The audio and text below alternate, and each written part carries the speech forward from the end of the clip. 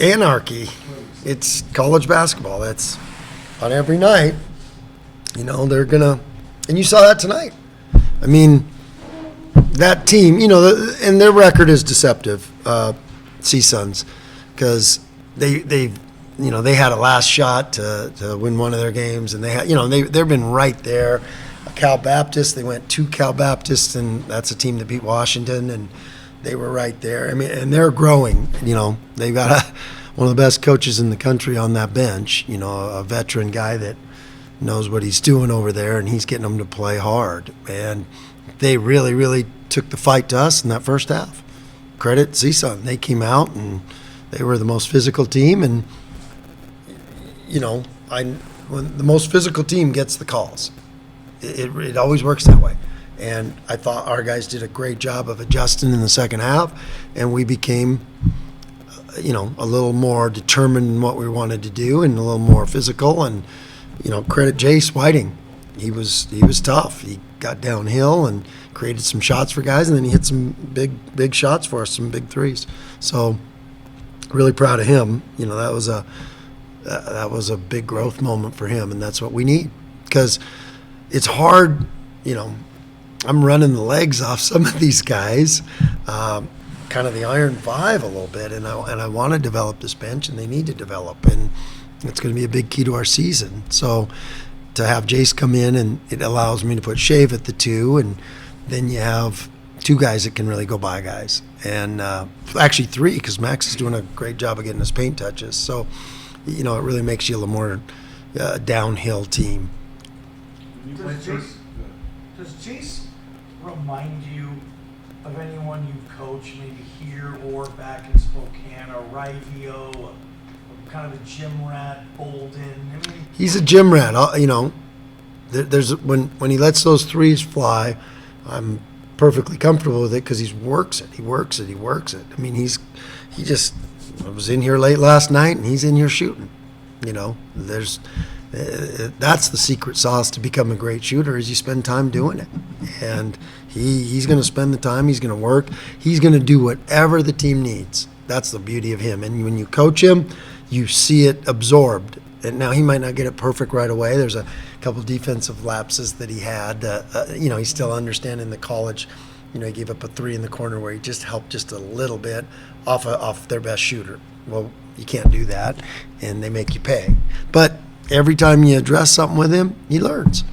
And it's a great lesson for all our guys, that we're giving you specific things that you can do to get on the floor, and when you do them, you get on the floor. So kudos to Jace. Those were great 14 minutes he played tonight. Are there going to be, like, you play 31 games, man, there's going to be nights like this where it's just not perfect, and it's just, but you just have to find a way to kind of survive. Yeah, and first of all, that's college basketball. You have to be able to win. You have to be good enough to win those when maybe you don't shoot the ball great, or the ball doesn't bounce your way, or just weird things happen, because that's what happens.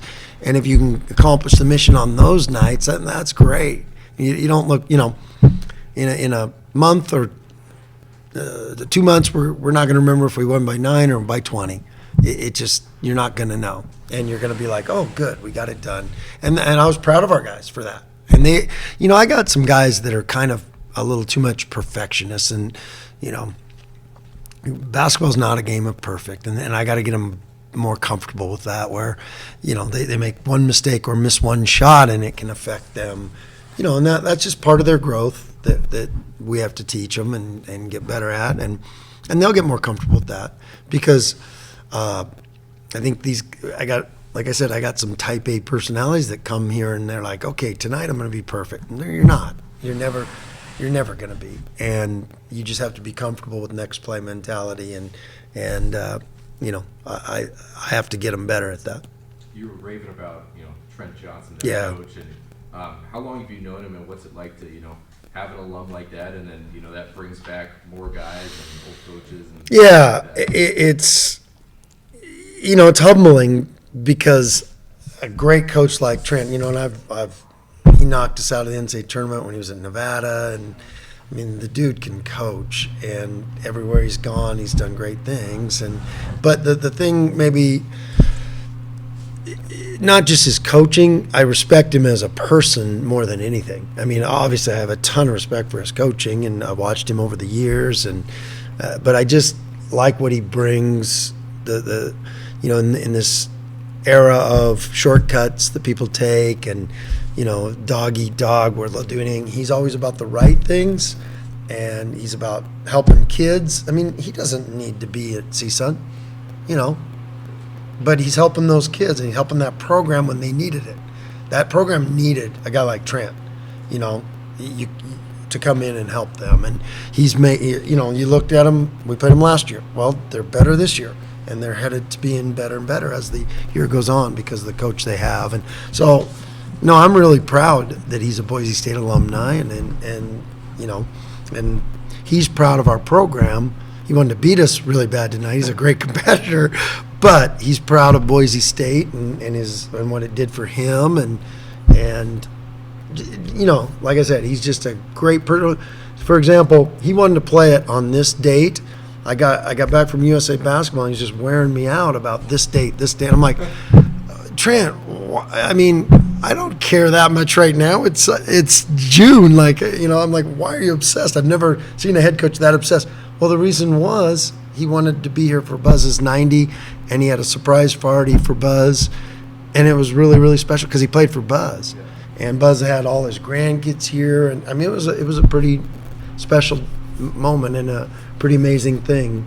I told all my young assistants when I'm mowing the football field at Timberline, they better do that for me, right? On my 90th. Somebody said, are you going to be as sharp as Buzz is when you're 90? I said, I'm not as sharp as him now. How am I going to be?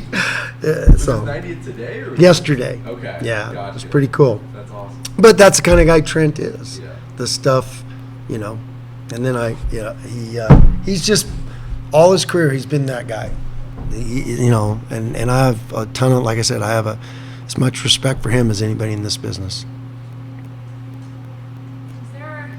Is the Leon Rice statistical challenge a secret?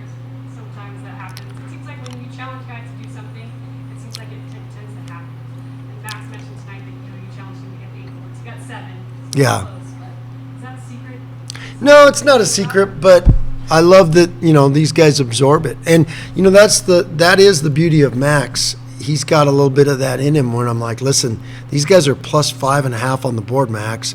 Our bigs, they had some big bodies down there. Our bigs are, Tyson and Naj, you're not going to overpower them. You got to come in and get us boards because they're going to have their hands full. And I said, go get us 8 tonight. So he's going to run for that. He only got 7. But those were huge. You mentioned From what you saw tonight, how helpful was it to have Jason there so you can put Shaver off ball? That's great. That's a good point because I'm running the legs off these guys. We're the kind of the iron 5, and I don't want it to be. I'm trying, but it's a zero-sum game. If you go in the game, you have to make us better. You look at our plus minus, and that can be a deceiving stat sometimes. I get it, but you look at all our starters; they're plus, and then the guys off the bench are getting negatives. Well, you can't do that. It's a zero-sum game. You got to help this team, and so Jace came off, helped this team, allowed me to keep Shaver, because Shaver was playing hard. I thought those guys looked a little tired tonight. Our guys, and we played a little tired at the start, and then we kind of woke up in the second half. But that allowed, it takes a little of the heat off Shave to be able to put him at the 2 some. And in a team like that, it gives me, like I said, 3 guys that can get paint touches for us. You mentioned more aggressive team gets the fouls and free throws. I mean, looked at like 9 minutes left in the game. You guys have taken 3 free throws. I mean, was it just not trying to get more contact and not driving enough? Or what? I think in the first half, we were too soft offensively. They were tougher than us. That's usually the case. And when it's that bad, I mean, when I watch the film, I bet that's what I saw. I'll see that they were taking the punch to us. And when they do that,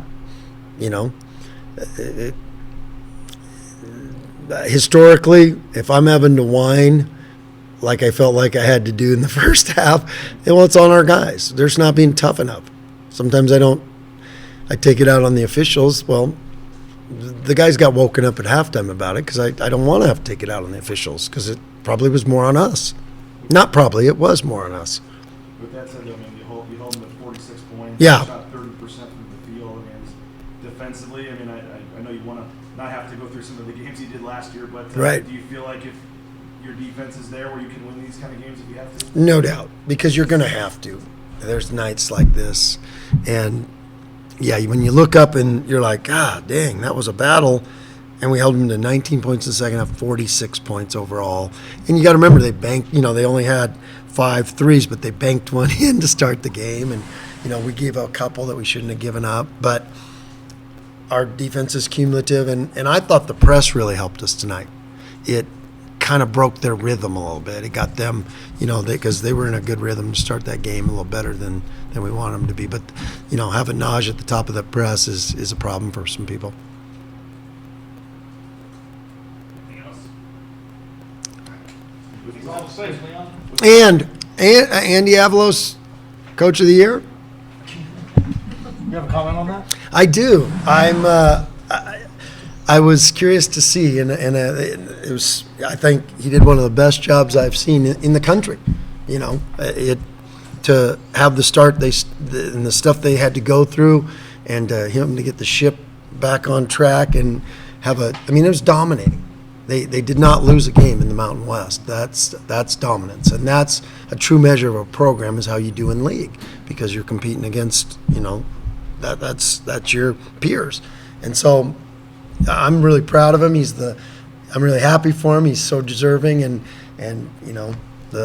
it's a reflection. Like I always tell our guys, it's a reflection on everybody in that program. That trophy, and Andy will be the first to tell you that. That trophy's not for Andy. That's for the whole program, and that means they all did their jobs, all the assistants, and all the players, and they all flipped it.